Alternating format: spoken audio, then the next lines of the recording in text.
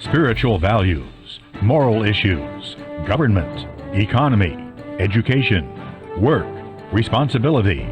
What we think about these depends on our worldview.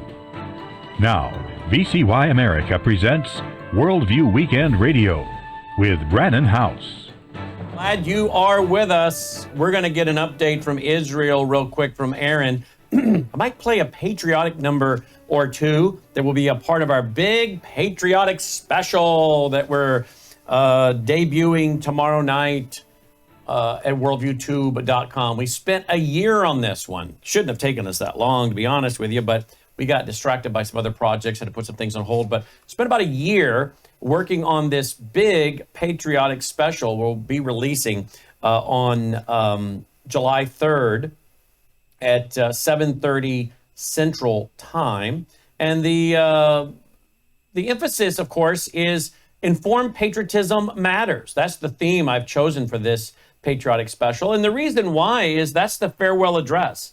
That was the farewell address of President Ronald Reagan, asking us to remember about America's history and heritage and patriotism. And I think it's very appropriate because we know that the groups like Black Lives Matter, Antifa, etc., have tried to tell us that standing for the flag is racist. They want to kneel. That patriotism is racist. Patriotism is now nationalism. Don't you find it interesting how they conflate patriotism and nationalism and then try to use the nationalism of Adolf Hitler to say that patriotism is thus bad, when it was actually the patriotism of America that defeated the nationalism of Adolf Hitler, right?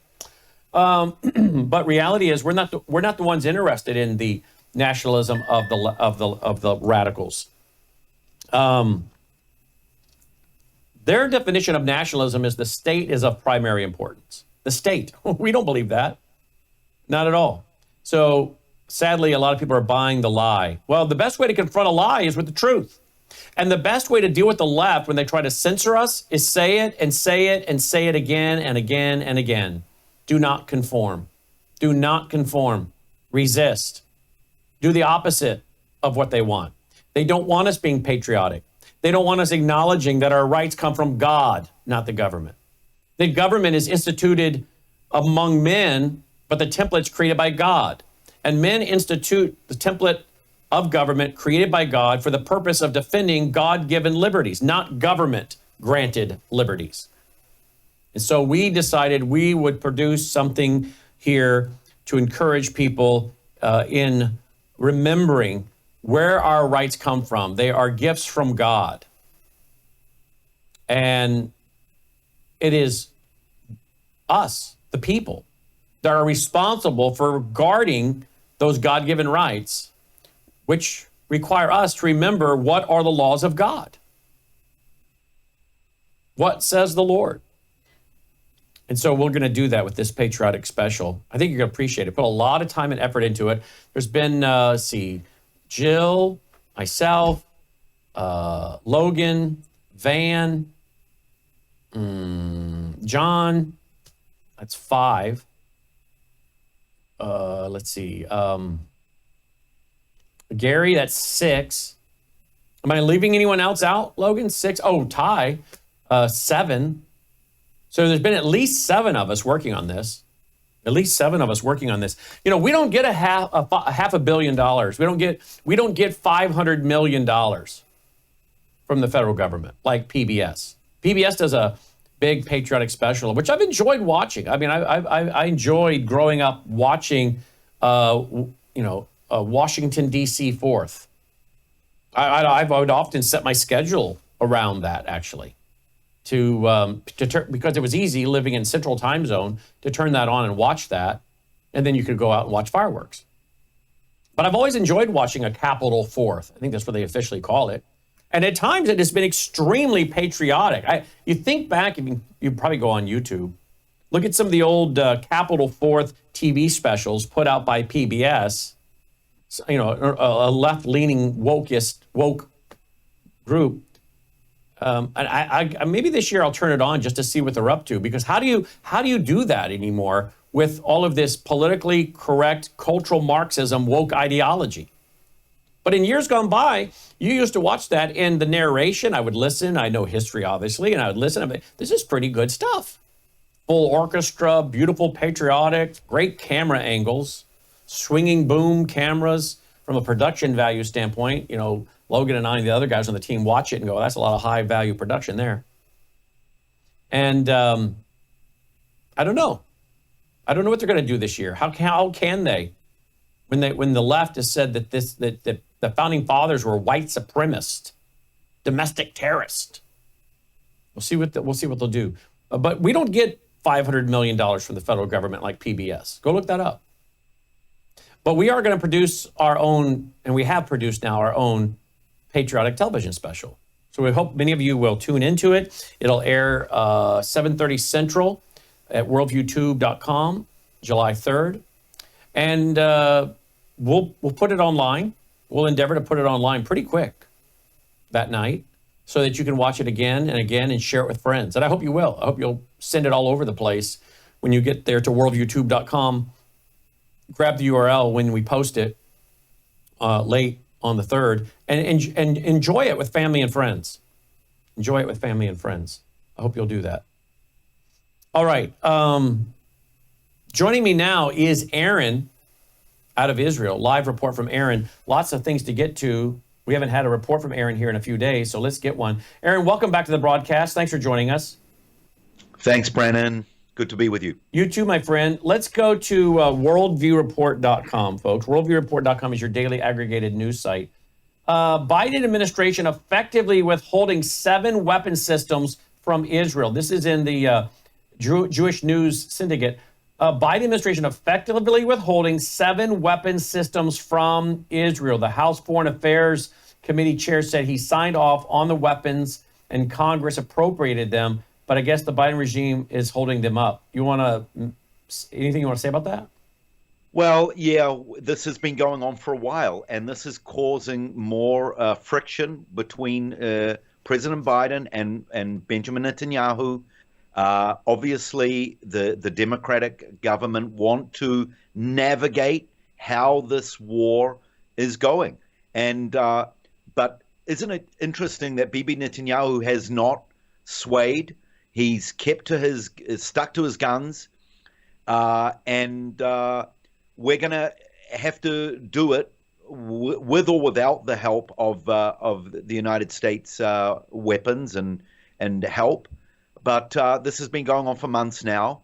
Anthony Blinken has said that he's trying his best to free up those weapons.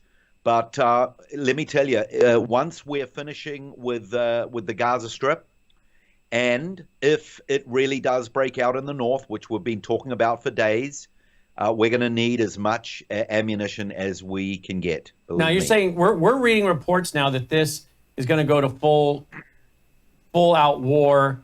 That you guys are probably going to go ahead and be the ones that's, it's already been started by the other side, but you guys are going to go on in and try to clean this up, and that it's going to start sometime toward the end of July. Is that what you're hearing?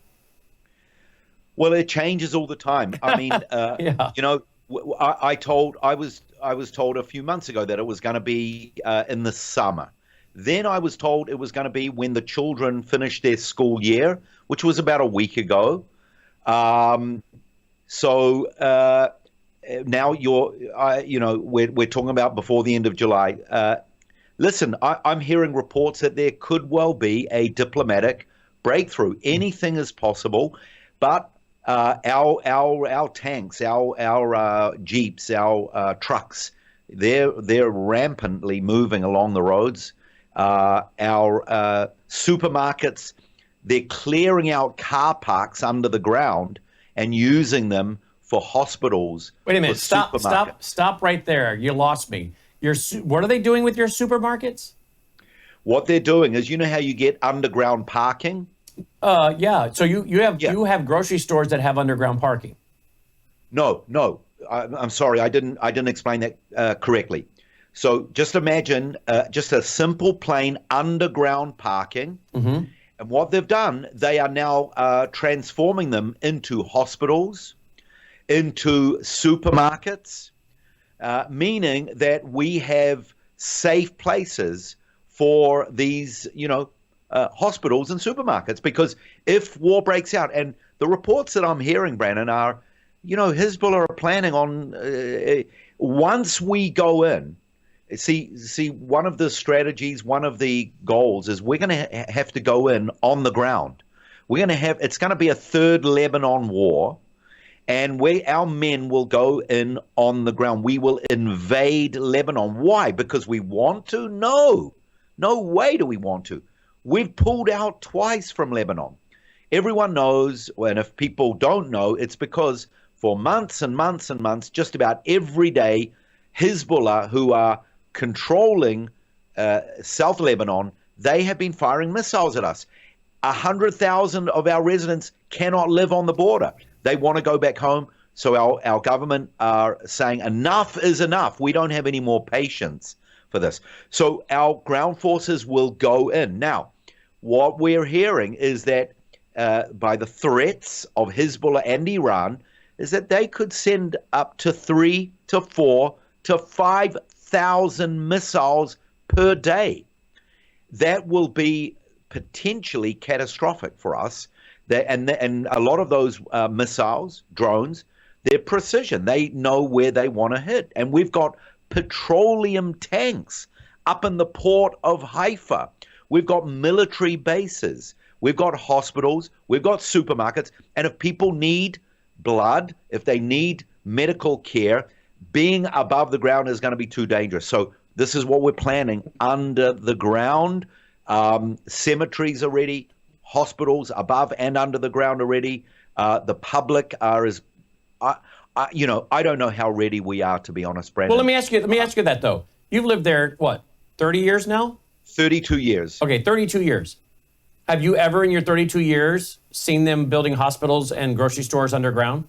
No, Okay. Nothing like this. In your 32 by years, the way, yeah? By the way, Brandon, even people, who have been in the Six-Day War in 1967, 73 Yom Kippur, even they say this war is like no other war. This is just a different, with the projectiles, with the equipment that the drones, and the drones. They now have a power from the air in the form of drones, and they are suicide drones, and they're burning our cities and our towns up in the north. So it's a different ball game, but we're not afraid. We're not afraid. We're going to win. We don't know how much casualty there'll be, but we'll win this war.